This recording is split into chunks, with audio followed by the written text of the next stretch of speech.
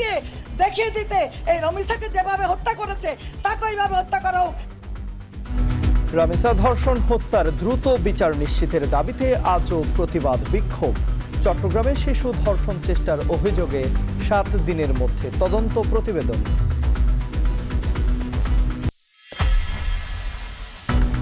উচ্চ আদালতে বছরের পর বছর ঝুলে থাকে ধর্ষণ ও হত্যা মামলা বিচার।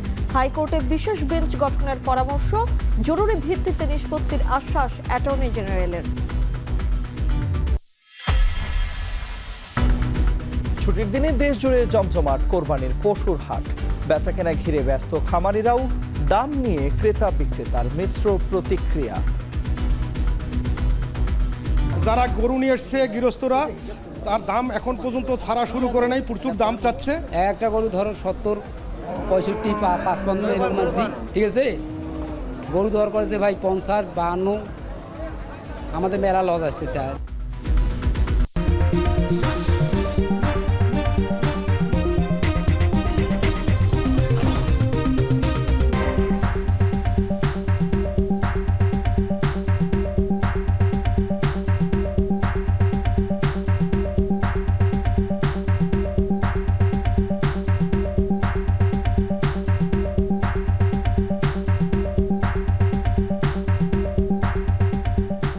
স্বাগত এখন দুপুরে পুরো আয়োজনে আপনাদের সঙ্গে আছি আমরা দুজন, আমি তন্ময় কুমার রায় এবং আমি তানজিলা খান মিম। শিশু রামিসার ধর্ষণ ও হত্যার ঘটনায় আজও রাজধানীর বিভিন্ন স্থানে বিক্ষোভ ও প্রতিবাদ সমাবেশ হয়েছে। এ সময় আসামিদের দ্রুত দৃষ্টান্তমূলক শাস্তি জানানো হয়। নৃশংস এই হত্যার দ্রুত বিচার নিশ্চিত করে বিচার বিভাগের উপর জনগণের আস্থা ফিরিয়ে আনার আশ্বাস দিচ্ছে সরকারের বিভিন্ন পক্ষ। দ্রুত তদন্ত প্রতিবেদন জমা দেওয়ার কথা জানিয়েছেন অতিরিক্ত পুলিশ কমিশনার। বিস্তারিত প্রতিবেদনে। যে বয়সে পুতুলের বিয়ে কিংবা রূপকথার গল্পে বিভোর থাকার কথা, সেই বয়সে রামিসাকে গ্রাস করেছে এক পৈশাচিক অন্ধকার। এই বর্বরতা মেনে নিতে পারছেন না দেশের আপামর জনতা। তাই তো ক্ষোভ, বেদনা আর স্লোগানে উত্তাল হয়ে উঠেছে রাজপথ। সন্তানদের নিরাপত্তা নিয়ে উদ্বিগ্ন অভিভাবকরাও। বিচারের দাবিতে রাজধানীর পল্লবীতে রামিসার বাসায় আসেন সংরক্ষিত নারী আসনের এমপি নিপুণ রায় চৌধুরী এবং সেলিমা রহমান। তারা জানান, এমন ঘটনার যেন পুনরাবৃত্তি না ঘটে ও শাস্তি নিশ্চিত করার নির্দেশনা দিয়েছেন প্রধানমন্ত্রী তারেক রহমান। মাননীয় প্রধানমন্ত্রী জনাব তারেক রহমান, তিনি শুধু মানে নিজেকে কিন্তু প্রধানমন্ত্রী, তিনি বাংলাদেশের অভিভাবক এবং আপনার সন্তানের পাশে এসে সে অভিভাবকের ভূমিকা তিনি রেখেছেন। এবং এইরকম করে এক রামিসা না, বাংলাদেশের আর কোনো রামিসার জীবন যেন এরকম ঝরে না পড়ে, তিনি আমাদেরকেও সেইভাবে নির্দেশনা দিয়েছেন। আমরা আমাদের পক্ষ থেকে সর্বোত্তকভাবে চেষ্টা করব। আমরা মনে করি এই যে রামিসা হত্যা, নৃশংস হত্যাকাণ্ডের যে বিচার, এটা খুব দ্রুত হবে এবং সেটা সম্পূর্ণ রাষ্ট্র সেই বিচার দেখবে। প্রধানমন্ত্রী তারেক রহমানের নির্দেশে সঠিক বিচার পাবে বলে আশাবাদ ব্যক্ত করেন রামিসার বাবা আব্দুল হান্নান। মাননীয় প্রধানমন্ত্রী, আমি আর কিছু চাই না, আমার আর কোনো বিশ্বাসের প্রয়োজন নেই। উনি আমাকে যে আশ্বস্ত, যে ভালোবাসার যে স্বীকৃতি বা যে অঙ্গীকার দিয়ে গেছেন, আমি এর উপরেই আমি থাকতে চাই। একই দাবিতে রামিসার বাসার সামনে বিক্ষোভ করেছে ইনসাফের জজবা। এছাড়া জাতীয় প্রেস ক্লাবের সামনে মানববন্ধন করেছে বাংলাদেশ ইসলামী ছাত্রী সংস্থা। অন্যদিকে বিচারের দাবিতে মানববন্ধন করেছে গুলশান সোসাইটি। শুক্রবার সকালে গুলশান 2 নম্বর গোল চত্বরে বক্তারা বলেন, এমন হত্যাকাণ্ডের বিচার বিলম্বিত হলে ভবিষ্যতে এ ধরনের ঘটনা আরও ঘটবে। প্রতিবারই আইনের ফাঁক ফোকর দিয়ে অপরাধীরা পার পেয়ে যায়। বিচারের দীর্ঘসূত্রিতাকে দায়ী করেন তারা। কোনো অঘটন ঘটাতে ভয় পাবে এবং আইনের প্রতি মানুষের আস্থা ফিরে আসবে। আর বাসায় আপনি গেছেন, আপনাকে ধন্যবাদ, কিন্তু এই শাস্তিটা যদি আপনি দিতে পারেন তাহলে বাংলাদেশে এইসব ধর্ষণ এবং এরকম গলা কেটে হত্যা করা বন্ধ হয়ে যাবে। এদিকে রাজধানীতে এক সংবাদ সম্মেলনে ডিএমপি জানায়, আসামি সোহেল রানা অতীতেও নানা অপরাধে জড়িত ছিল। দ্রুত সময়ের মধ্যে তদন্ত প্রতিবেদন জমা দেওয়া হবে। আমরা যতটুকু জানতে পেরেছি যে তার প্রতিক্রিয়া খুব একটা ভালো না, তার অতীত কর্মকাণ্ড খুব একটা ভালো না, এটা আমরা সাধারণভাবে জিজ্ঞাসাবাদে জানতে পারছি। এবং যে কোনো একটা, আপনি জানেন যে এরকম হিনিয়াস ক্রাইমের যে কোনো একটা আসামি ধরা পড়লে আমরা ডিবি থেকে একটা টিম পাঠাই তার হয়রাবর্স নেওয়ার জন্য, তার বিস্তারিত জানার জন্য যেটুকু নিয়েছি তাতে বোঝা গেছে যে তার স্বভাব চরিত্র খুব একটা ভালো না। শারমিন পুতুল, এখন, ঢাকা। এদিকে রামিসা ধর্ষণ এবং হত্যার প্রতিবাদে রাজধানীর পল্লবীতে প্রতিবাদ বিক্ষোভ চলছে আজও। এ বিষয়ে বিস্তারিত জানাতে যুক্ত আছেন সহকর্মী তৌহিদুল তারেক। যাচ্ছি তারেকের কাছে। তারেক, প্রতিবাদ এবং বিক্ষোভ সমাবেশ চলছে, সেখানকার সবশেষ কি পরিস্থিতি দেখতে পাচ্ছেন, বিস্তারিত জানাবেন। আপনি জানেন যে এই মুহূর্তে রামিসার বাসার সামনে আমি অবস্থান করছি এবং গেল 3 দিন যাবতে কিন্তু এই ধরনের নৃশংস ঘটনার পর থেকে এখানে বিক্ষুব্ধ এলাকাবাসী থেকে শুরু করে সকলেই তারা তীব্র নিন্দা এবং প্রতিক্রিয়া জানাচ্ছিল এবং 3 দিনের মধ্যে কিন্তু আমরা দেখেছি বিভিন্ন সামাজিক সংগঠন, রাজনৈতিক সংগঠন তাদের এই যে বিক্ষোভ, এই যে প্রতিবাদ এর সাথে সমর্থন জানিয়েছেন। আপনি জানেন যে আজকে সারা রাজধানীতেই কিন্তু বিভিন্ন জায়গায় লামিসার এই ধর্ষণ এবং পরবর্তীতে তাকে যে নৃশংসভাবে হত্যা করা হয় এই ঘটনার প্রতিবাদে প্রেস ক্লাব, গুলশান সহ বিভিন্ন জায়গায় কিন্তু বিভিন্ন শ্রেণী পেশার মানুষ এর দ্রুত বিচারের দাবিতে তারা প্রতিবাদ জানাচ্ছে এবং একই সাথে বাংলাদেশের প্রেক্ষাপটে এখন পর্যন্ত ধর্ষণ এবং হত্যার যে বিচার সেটির কোনো দৃষ্টান্ত উপস্থাপন না হওয়ার কারণেই কিন্তু মানুষ তার যে ক্ষোভ সেই ক্ষোভে ফেটে পড়ছে এবং তারই আপনারা একটা বহিঃপ্রকাশ দেখতে পাচ্ছেন যে এখানে রামিসার বাসার সামনে এই পল্লবীতে এখানে যে এলাকাবাসী রয়েছে এবং একই সাথে এখানে বেশ কিছু সংগঠন তারাও তাদের সাথে একাত্মতা প্রকাশ করেই কিন্তু এখানে তারা আন্দোলন করছে এবং তাদের যে মূল দাবি তারা বলছে যে রামিসার যে নৃশংস ঘটনা এবং সারা বাংলাদেশে গেলে এক সপ্তাহে যে ধর্ষণের ঘটনাগুলো ঘটেছে বিশেষ করে শিশুদের সাথে, সেই ধর্ষণের ঘটনার দ্রুততম সময়ে বিচার তারা দাবি করছেন এবং এই বিচার যাতে বাংলাদেশের যে আইনের শাসন সেই আইনের শাসন যাতে প্রতিষ্ঠিত হয় সেই দাবি তারা জানাচ্ছেন।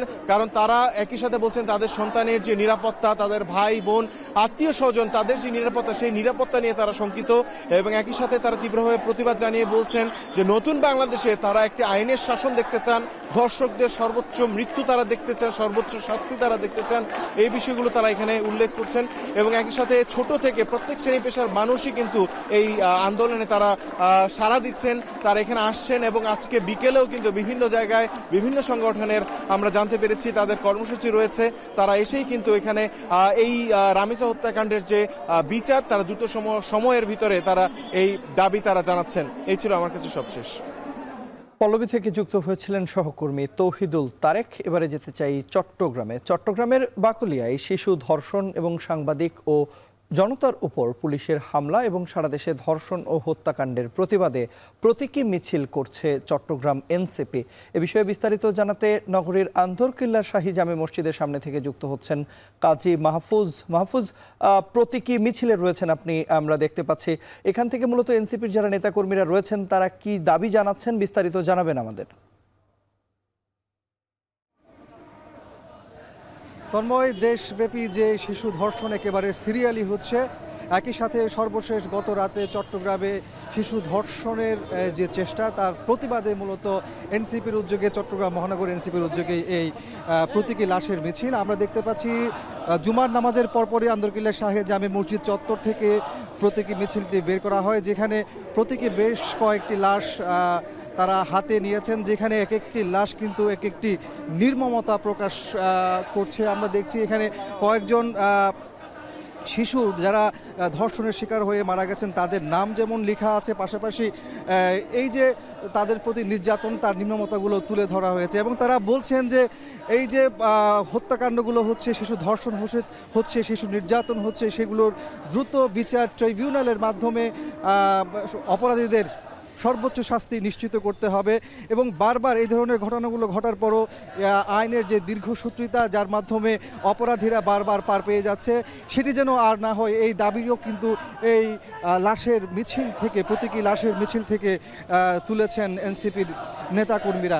তারা আরও বলছেন যে দেশের যে শিশু নির্যাতন হচ্ছে সেগুলো দ্রুত বিচার ট্রাইব্যুনালের মাধ্যমে সম্পন্ন করতে হবে এবং অপরাধীরা যাতে বারবার পার পেয়ে যেতে না পারে সেদিকে কিন্তু সরকারকে সজাগ থাকতে হবে। যদিও এই জায়গাতে সরকারের তারা দোষ তুলেছেন তারা বলছেন যে সরকার সেই জায়গাতে এখনো পর্যন্ত কার্যকরী কোনো পদক্ষেপ নিতে পারেনি, ফলে বারবার এই ঘটনাগুলো ঘটছে, তারা এমন দাবি আজকের এই মিছিল থেকে তুলেছেন।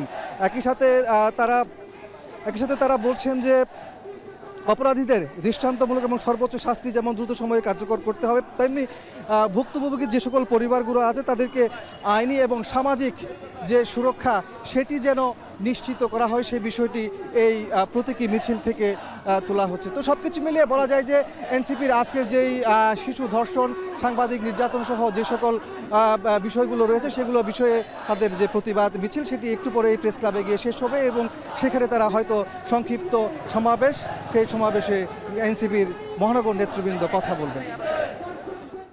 চট্টগ্রাম থেকে যুক্ত হয়েছিলেন সহকর্মী কাজী মাহফুজ।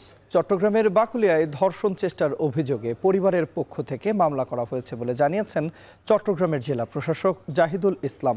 এদিকে বাকুলিয়ায় পুলিশের সাথে স্থানীয়দের ধাওয়া পাল্টা ধাওয়ার ঘটনায় 10 থেকে 12 জনকে আটক করেছে পুলিশ। এ ঘটনার তদন্ত প্রতিবেদন আগামী 7 দিনের মধ্যে জমা দেওয়া হবে বলেও জানিয়েছে পুলিশ। দুপুরে বাকুলিয়া থানায় সাংবাদিকদের এসব কথা জানান পুলিশের অতিরিক্ত কমিশনার হোসাইন কবির ভূঁইয়া। এ সময় তিনি আরও বলেছেন, গতকাল এ ঘটনাকে পুঁজি করে বহিরাগতরা ভাঙচুর চালিয়ে পুলিশের সাথে সংঘর্ষে লিপ্ত হয়। এদেরকে কোনো ছাড় দেয়া হবে না বলেও জানান তিনি। এছাড়া অভিযুক্ত ব্যক্তি ধর্ষণের কথা স্বীকার করেছে বলে জানিয়েছেন পুলিশের এই কর্মকর্তা। আপাতত যেটা আমরা পেয়েছি, এভিডেন্স পেয়েছি, দর্শন সংক্রান্ত ঘটনাটা ঘটেছে। এখন ভিকটিম আপনার ওয়ান স্টপ ক্রাইসিস সেন্টার আছে, আন্ডার ট্রিটমেন্ট। আর যে রেপিস্ট মনির, তাকে আমরা আমাদের হেফাজতে নিয়েছি। মহাসড়কের পাশেই কালামিয়া ব্রিজের এখানে আমাদের একটা পুলিশ ক্যারিয়ার ট্রাক ছিল, সেই ট্রাকে তারা অগ্নিসংযোগ করেছে। পরবর্তী আমরা অগ্নি নির্বাপনও করেছি। এখন এই কাজের সাথে যারা জড়িত তারা এখন আইনের আওতায় আসবে। দেশে নিয়মিত বাড়ছে শিশু ধর্ষণ ও ধর্ষণের পর হত্যার ঘটনা। এসব মামলার বিচার কাজ বছরের পর বছর উচ্চ আদালতে ঝুলে থাকে। নিম্ন আদালতে বিচার শেষ হলেও মামলা জটের কারণে হাইকোর্ট ও আপিল বিভাগে মামলা নিষ্পত্তি হতে দেরি হচ্ছে। গত বছর ধর্ষণের মামলা বেড়েছে 27%। অ্যাটর্নি জেনারেল জানিয়েছেন, আসিয়া নুসরাত হত্যা সহ ধর্ষণের পর হত্যা মামলা জরুরি ভিত্তিতে নিষ্পত্তি করা হবে। বিস্তারিত জানাচ্ছেন জাহিদ হাসান।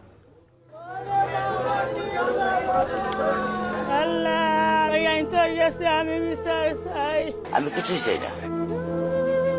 19 মে রাজধানীর পল্লবীতে 7 বছরের শিশু রামিসাকে ধর্ষণের পর হত্যা করে পাশের বাসার সোহেল রানা। এ ঘটনায় দেশ জুড়ে প্রতিবাদ চলছে। দ্রুত সময়ে বিচারের দাবি করা হচ্ছে। সোহেল আদালতে ধর্ষণ ও হত্যার কথা স্বীকারও করেছে। তাকে স্ত্রীসহ আদালত কারাগারে পাঠিয়েছে। পরদিনই রামপুরায় মাদ্রাসার এক ছেলে শিক্ষার্থীর ঝুলন্ত মরদেহ উদ্ধার করা হয়েছে। এ ঘটনায় একই মাদ্রাসার আরেক শিক্ষার্থী শিহাবকে গ্রেফতার করেছে পুলিশ। ধারণা করা হচ্ছে শিশুটি অস্বাভাবিক যৌনাচারের শিকার হয়েছে। 11 মে সিলেটে 4 বছরের শিশু ফাহিমা আক্তারকে পাশবিক নির্যাতন করে চাচা জাকির হোসেন। আর 30 এপ্রিল নেত্রকোনায় 11 বছরের শিক্ষার্থী অন্তঃসত্ত্বা হবার ঘটনা ছড়িয়ে পড়ে সামাজিক যোগাযোগ মাধ্যমে। এ ঘটনায় মাদ্রাসা শিক্ষককেও গ্রেফতার করা হয়েছে। 3 মার্চ সীতাকুণ্ডের ইকো পার্কে গলা কেটে শিশুকন্যা ইরাকে হত্যা করে বাবু শেখ, তাকেও গ্রেফতার করা হয়। আলোচিত এসব ঘটনার বাইরেও রয়ে যায় অসংখ্য ঘটনা। গ্রেফতার হয়, বিচারের প্রক্রিয়াও শুরু হয়, কিন্তু এরপর রামিসার অসহায় বাবার আক্ষেপেই প্রতিধ্বনিত হয় 56,000 বর্গমাইলের প্রতিটি কোণায়। বিচার আপনারা করতে পারবেন না, আপনাদের এই ধরনের কোনো রেকর্ড নাই। রামিসার বাবার একই কথা কি আসিয়া নুসরাতের বাবা মায়েরও?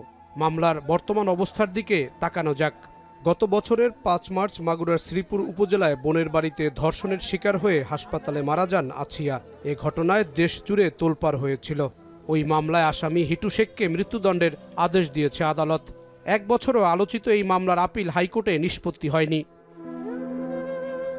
19 সালের 6 এপ্রিল ফেনীর মাদ্রাসার ছাত্রী নুসরাত জাহান রাফিকে আগুন ধরিয়ে পুড়িয়ে দেয় মাদ্রাসার অধ্যক্ষ তার অনুসারীরা। 4 দিন পর মেয়েটি মারা যায়। এর আগে মাদ্রাসার অধ্যক্ষ দ্বারা যৌন নির্যাতনের শিকার হন তিনি। এ ঘটনায় 16 আসামিকে মৃত্যুদণ্ডের রায় দিয়েছে ফেনীর আদালত।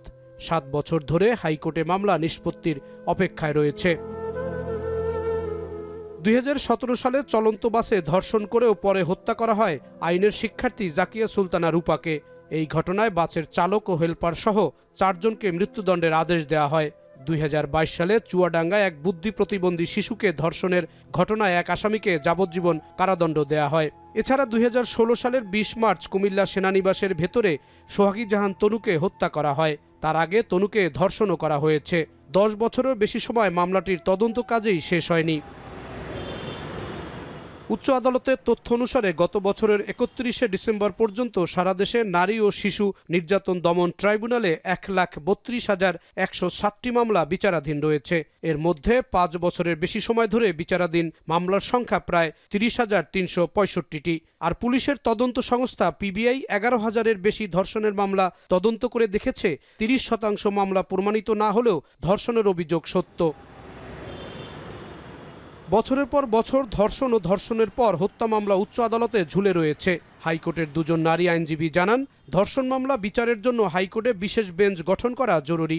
আইন পরিবর্তন করে ধর্ষণের সর্বোচ্চ শাস্তি মৃত্যুদণ্ড করেছি, কিন্তু তারপরও আমরা এই যে অপরাধ করার একটা প্রবণতা সেটা কমাতে পারি। ন্যায় বিচার, সঠিকভাবে বিচারের প্রক্রিয়া অনুসরণ করা এবং সর্বোপরি সাক্ষ্য প্রমাণের ভিত্তিতে সবার আন্তরিক প্রচেষ্টায় একটা ন্যায় বিচার নির্ভর করে। একটা ওয়েবসাইট খুলে প্রকাশ্যে বিচারগুলো দেখানো উচিত যে আমরা এই মামলা নিয়েছি, এই মামলার কার্যক্রম এই কারণে দেরি হচ্ছে। এই জবাবদিহিতা সরকারকে অবশ্যই জনগণের কাছে করা উচিত এবং প্রত্যেকটা মামলায় বিচার হলে সেটাও আসলে প্রচার হওয়া উচিত যে তার এই বিচার হয়েছে, যেন সেই বিচার দৃষ্টান্তমূলক বিচারগুলো দেখে অন্যরা শিখে যে আমরা যদি এই কাজ করি আমাদের এই বিচার হবে। আসিয়া নুসরাত হত্যাসহ ধর্ষণের পর হত্যা মামলা নিষ্পত্তি জরুরি ভিত্তিতে করা হবে বলে জানান অ্যাটর্নি জেনারেল। রামিসার মামলা দ্রুত তদন্ত শেষ হলেই বিচারও দ্রুত শেষ করা হবে বলেও জানান তিনি। এরকম একটা নির্মম ঘটনার বিচার যত দ্রুত সম্ভব হবে তত বাংলাদেশের মানুষের বিচারের প্রতি, বিচার ব্যবস্থার প্রতি আস্থা ফিরে আসবে। এই রকম মর্মান্তিক ঘটনার দ্রুত বিচার রাষ্ট্রের পক্ষ থেকে হলে আমি মনে করি যে আগামী দিনে এই ধরনের ঘটনা পুনরাবৃত্তি ঘটা থেকে আমরা রক্ষা পাব এবং আমি প্রত্যাশী এবং আমি বিশ্বাস করি যে দ্রুততম সময়ের মধ্যে এই মামলার বিচার করা সম্ভব। গেল 1 সপ্তাহে দেশে 4টি শিশুকে ধর্ষণের পর হত্যা করা হয়েছে। দেশে ধর্ষণ বা হত্যাকাণ্ডের একটি ঘটনা ঘটলে যখন হইচই পড়ে যায় সেটি দ্রুত সময়ের মধ্যে নিম্ন আদালতে বিচার নিষ্পত্তি হলেও উচ্চ আদালতে এসে ঝুলে যায়। এর কারণ হচ্ছে মামলার জট, বিচারক সংকট, জনবলের সংকট। আইনজীবীরা বলছেন সরকার থেকে পদক্ষেপ নিতে হবে যাতে দ্রুত সময়ের মধ্যে উচ্চ আদালতেও মামলাগুলো নিষ্পত্তি হয়ে বিচার এবং রায় কার্যকর করা যায়। জাহিদ হাসান, এখন, ঢাকা। ঈদ যতক্ষণই আসছে জমে উঠছে নীলফামারীর কোরবানির পশুর হাট। শুক্রবার হওয়ায় জমে উঠেছে হাট। এ বিষয়ে বিস্তারিত জানাতে আমাদের সঙ্গে নীলফামারী থেকে যুক্ত আছেন সহকর্মী আমিরুল বাপ্পি। যাচ্ছি বাপ্পির কাছে। বাপ্পি, হাটে ক্রেতা সমাগম কেমন দেখছেন এবং দাম নিয়ে ক্রেতা বিক্রেতারা কি বলছেন বিস্তারিত জানাবেন। তন্ময়, শুক্রবারের হাট বরাবরই জমজমাট এবং আজকেও তার ব্যতিক্রম নয়।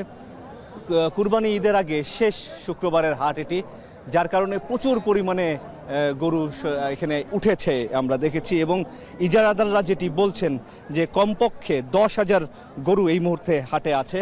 গরু কেনাবেচা চলছে। জুম্মার নামাজ শেষ হয়েছে কিছুক্ষণ আগে এবং নামাজ শেষের পরেই ক্রেতারা আসতে শুরু করেছেন অনেক বেশি আকারে এবং ইজারাদারদের যেটি ধারণা সেই ধারণা অনুযায়ী যে আজকে কমপক্ষে 3,000 গরু এবং খাসি এখান থেকে বিক্রি হবে। তবে 3,000 গরু যদি বিক্রি হয়ে থাকে তারা আমাদেরকে একটা খসড়া ধারণা দিলেন যে কমপক্ষে 25 থেকে 30 কোটি টাকার গরু আজকে এই হাটে কেনা বেচা হবে এবং শুধু যে যারা কুরবানি দিবেন তারাই নয়, দেশের বিভিন্ন প্রান্ত থেকে পাইকাররাও এই হাটে এখন এসেছেন এবং তারা একসাথে অনেকগুলো গরু কিনে দেশের বিভিন্ন প্রান্তে যেমন ঢাকা, চট্টগ্রাম, সিলেট এরকম বড় শহরগুলোতে তারা নিয়ে যাবেন বিক্রির উদ্দেশ্যে। একটু জানিয়ে রাখি তন্ময় যে নীলফামারীতে এবার 2,82,000 গরু এবং ছাগল অর্থাৎ কুরবানির পশু প্রস্তুত করা হয়েছে। এর মধ্যে 2,30,000-এর মতো চাহিদা রয়েছে এবং প্রায় 50,000 কুরবানির পশু উদ্বৃত্ত থাকবে বলে আমাদেরকে জানিয়েছে প্রাণী সম্পদ অধিদপ্তর। তবে আমরা যেটি দেখছি যে এই প্রাণী সম্পদ অধিদপ্তরের যে হিসাব সেটি হয়তো এবার পার হয়ে যাবে গরুর যে চাহিদা আমরা দেখছি সেটি সেই হিসাবে। এবং জানিয়ে রাখি যে গরুর চাহিদা বেশি 80,000 থেকে 1,20,000-30 এই রেঞ্জের যে গরুগুলো আছে এগুলোর চাহিদা সব থেকে বেশি। যেগুলো বড় গরু আছে 2 লাখ 3 লাখ 4 লাখ এই ধরনের গরুগুলোর চাহিদা একটু তুলনামূলক কম আছে, যেহেতু বড় গরুর ক্রেতা আসলে একটু কম থাকে। কিন্তু মিড রেঞ্জের যে গরুগুলো আছে সেগুলোই সব থেকে বেশি ক্রেতারা খুঁজছেন এবং দাম নিয়ে মোটামুটি সন্তুষ্টি আছে ক্রেতা এবং বিক্রেতা উভয় পক্ষের মধ্যে। তো এই ছিল নীলফামারীর ঢেলাপির হাট থেকে আমার কাছে সবশেষ অবস্থা। ঈদে ঢাকা ছাড়ছে ঘরমুখ মানুষ। কমলাপুর রেল স্টেশনে ভোর থেকেই স্বাভাবিক সময়ের চেয়ে ভিড় বেশি ছিল যাত্রীদের, তবে অনলাইনে টিকিট নিয়ে বিড়ম্বনার কথা বলছেন যাত্রীরা। অন্যদিকে যানজটের কারণে কোনো পরিবহনের বাস দেরিতে পৌঁছয় রাজধানীর গাবতলী টার্মিনালে, তাই দেরি করে ছেড়ে যায় গন্তব্যে। বিস্তারিত জানাবেন জাহিদ হাসান।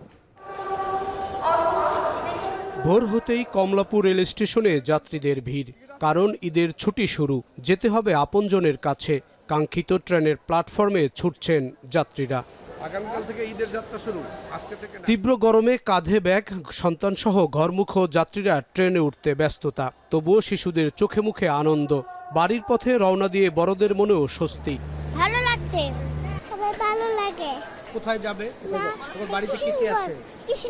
টিকিটটা আগে থেকে করে রাখছিলাম, তো খুব সুন্দরভাবে যেতে পারছি আর খুব ভালো লাগতেছে। এতদিন পর বাসায় যাচ্ছি ঈদ করতে সবার সাথে। আগে যাচ্ছি বাচ্চা কাচ্চা নিয়ে একটু ঝামেলা হবে তখন, এই কারণে।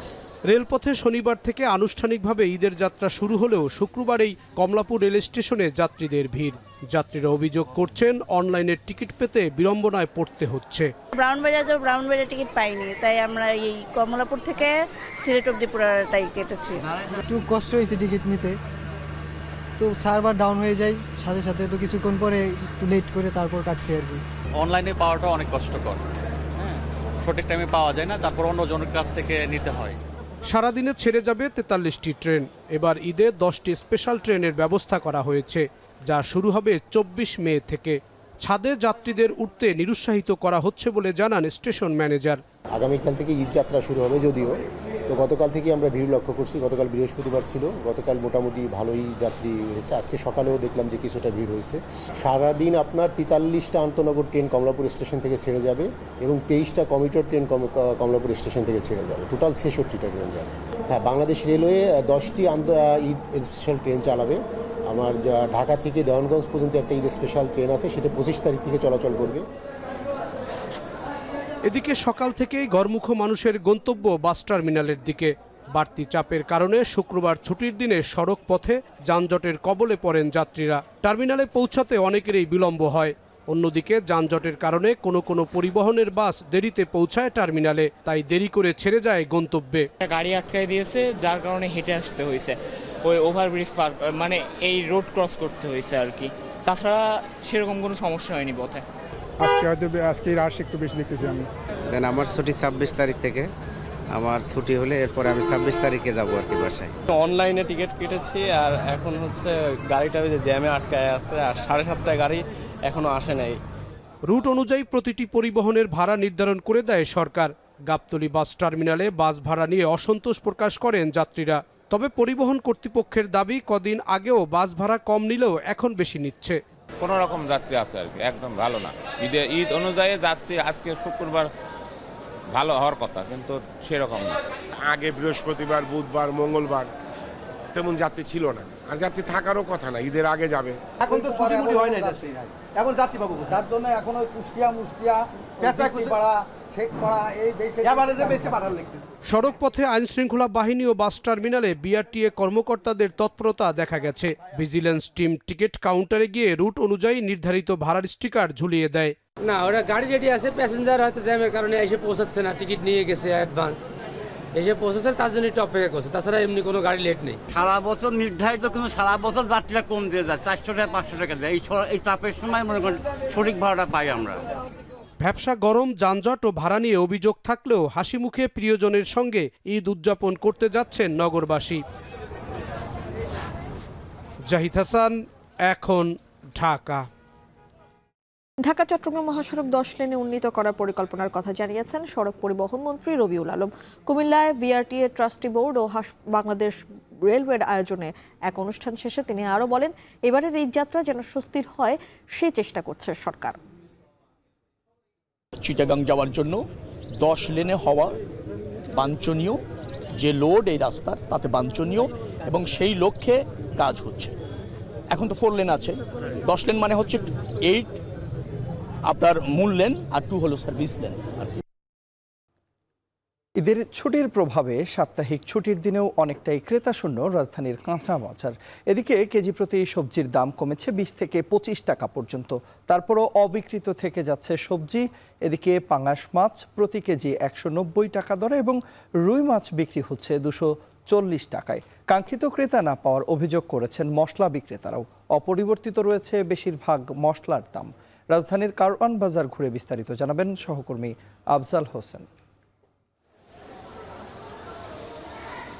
ঈদুল আজহা ছুটিতে রাজধানী ছাড়তে শুরু করেছে মানুষ, যার প্রভাব পড়েছে রাজধানীর কাঁচা বাজারেও।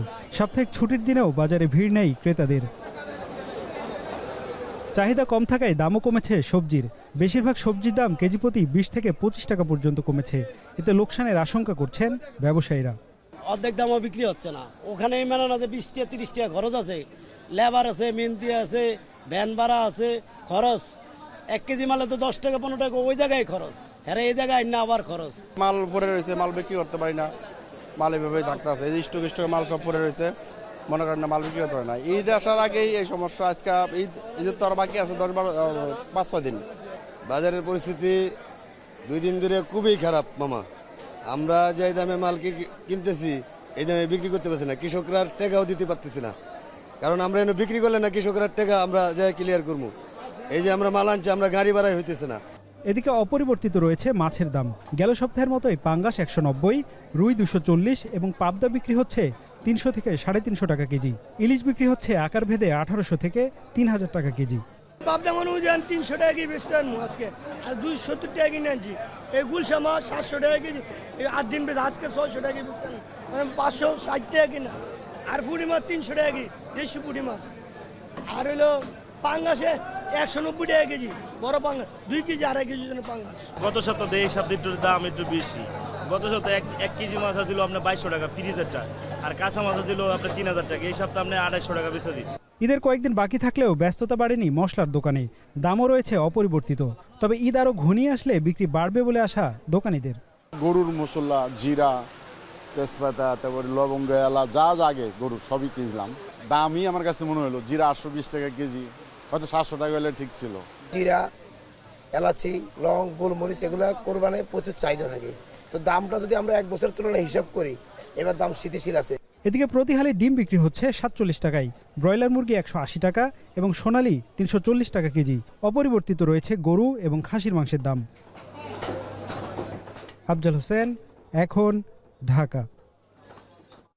জাতীয় কবি কাজী নজরুল ইসলামের 127তম জন্মজয়ন্তীর অনুষ্ঠানে যোগ দিতে কাল ময়মনসিংহের ত্রিশালে যাচ্ছেন প্রধানমন্ত্রী তারেক রহমান। 3 দিন ব্যাপী নজরুল জয়ন্তীর উদ্বোধন ছাড়াও ত্রিশালের কানো এলাকায় ধরার খালের পুনর্খনন কাজ উদ্বোধন করবেন প্রধানমন্ত্রী। ইতোমধ্যে প্রধানমন্ত্রীর সফরের সকল প্রস্তুতি সম্পন্ন করেছে সংস্কৃতি বিষয়ক মন্ত্রণালয় ও স্থানীয় প্রশাসন। এদিকে প্রধানমন্ত্রীর আগমন ঘিরে ময়মনসিংহে বিরাজ করছে উৎসবের আমেজ। নজরুল জন্মজয়ন্তী ও খাল খনন কর্মসূচি ছাড়াও ময়মনসিংহ জেলা, উত্তর, দক্ষিণ ও মহানগরে বিএনপি ও অঙ্গ সংগঠনের নেতাকর্মীদের সাথে মতবিনিময় করবেন প্রধানমন্ত্রী বলে জানিয়েছে জেলা বিএনপি নেতারা। গেল 24 ঘন্টায় সিলেটে হাম এবং হামের উপসর্গে আরও 5 শিশুর মৃত্যু হয়েছে। বরিশাল এবং ভোলায় 1 জন করে আরও 2 জনের মৃত্যুর খবর পাওয়া গেছে। শুধু সিলেট জেলায় এ পর্যন্ত হামে আক্রান্তের সংখ্যা 1576 জন। মোট মৃত্যু সংখ্যা 42 জন। হামের প্রকোপ বৃদ্ধি পাওয়ায় অতিরিক্ত রোগীর চাপে বেড না পেয়ে অনেকের ঠাঁই হচ্ছে হাসপাতালের মেঝেতে। নিউমোনিয়া, হার্ট ফেলিওর, ব্রঙ্কাইটিস সহ বিভিন্ন জটিলতায় ভুগছেন শিশুরা। তবে চিকিৎসকদের দাবি, হাম প্রতিরোধে প্রয়োজনীয় সব ব্যবস্থা নেওয়া হচ্ছে, একই সঙ্গে বাড়ানো হচ্ছে সেবার পরিসর। বাংলাদেশ ভারতের যৌথ নদী কমিশনের বৈঠক আজ বিকেলে কলকাতার নিউ টাউনের একটি হোটেলে দুদেশের প্রতিনিধি দল বৈঠকে বসবেন।